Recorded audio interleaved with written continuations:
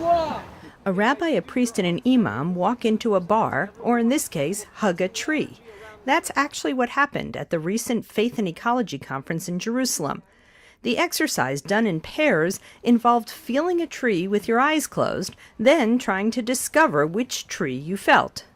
This exercise is an environmental education activity that helps people to relate to trees in a different way.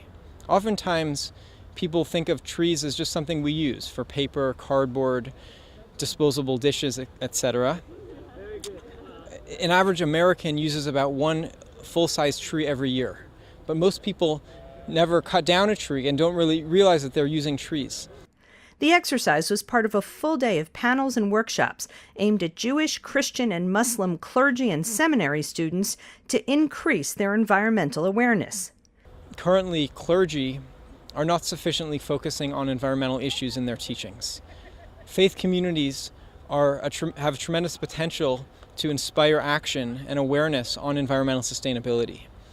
Therefore, clergy and emerging clergy can increase the teaching that they do that relates to their faith and ecological issues. Imam Wisam Barhum from the village of Rafa near Jerusalem says Islam is clear about the need to preserve the earth. In Islam, the earth is the place that God chose so that people can use it for worship. We must preserve this place and keep it the way God created it so man can worship God. There are many verses in the Quran that support this. Judaism sounds very similar. Judaism says that we have the world, which is God's world, and we're temporary residents in this world, and therefore we can only serve the world, preserve the world, and give it on to the next generation, hopefully in not a worse condition than we received it. Bishop William Shomali says faith and ecology should go together. This is a religious issue because it relates to God, who is the creator, and to ask us to respect the creation. In the same time, it's an ethical problem because there are values behind our relationship with the universe that we should respect. He says all faiths should cooperate on environmental issues and says water is a growing problem. Today I heard in the news about pollution of water in Jerusalem. Drinking water is in some quarters polluted. In Radio Israel even, I heard today that 95% of the drinking water in Gaza is polluted.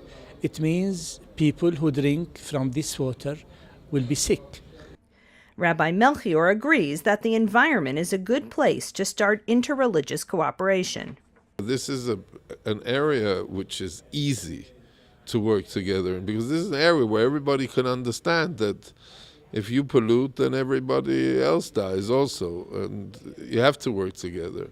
In other areas, you can believe that you can grab more of the land and then you will be winning. But in this area, if you grab more, then you die and your neighbor dies.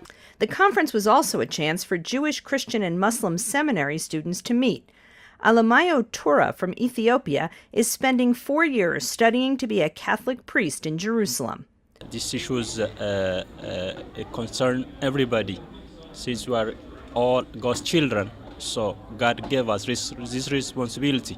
So we have to do our part. We have to really be responsible for this issue. So from this meeting, I got that I am here to cultivate, to take care of the gift that I received from God. For the Media Line, I'm Linda Gradstein in Jerusalem.